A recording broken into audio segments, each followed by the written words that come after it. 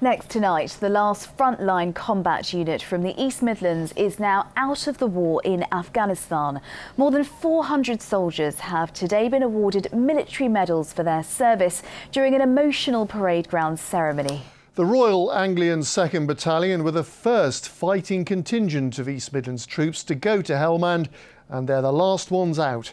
Our social affairs correspondent Jeremy Ball met them at Kendrew Barracks today. A day steeped in symbolism for a battalion nicknamed the Poachers, a battalion that recruits in towns and cities across Leicestershire and Lincolnshire.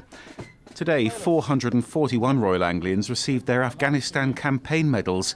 In the crowd watching, Charlie Monk's proud parents and Nick Barron's wife and baby son. Massively relieved. It was just to hear that door open and to have Nick home was just, it was like all my Christmases come at once. We were obviously very worried and there were concerns all the time, but you know, we all know that it's their job and it's what they want to do and they're passionate about being in the army. Should we have any sort of contact IED on the route? This was their son Charlie 4 months ago when I joined his patrol in Lashkar.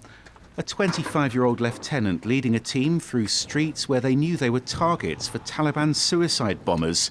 Here they didn't come under attack, but outside the city they were searching for enemy weapons and sometimes coming under fire. We were required to provide quite a robust response, and at first it was nerve-wracking, and I had to challenge myself and I had to take that condor moment to make that decision, but we worked within our rules of engagement and returned fire with the full capability of our weapon systems. The Royal Anglians were also protecting British bases from being attacked as they were gradually shut down. And back in Lashkar, these Leicestershire soldiers were living at the police headquarters where they were sharing intelligence with the Afghan forces who were being trained to do the job themselves. We have left behind a very competent, capable and credible Afghan security force. That's our achievement. They've actually come right from what they were to what they are now. So a really long way, definitely. It's very good at what they do, to be fair, very keen to do it.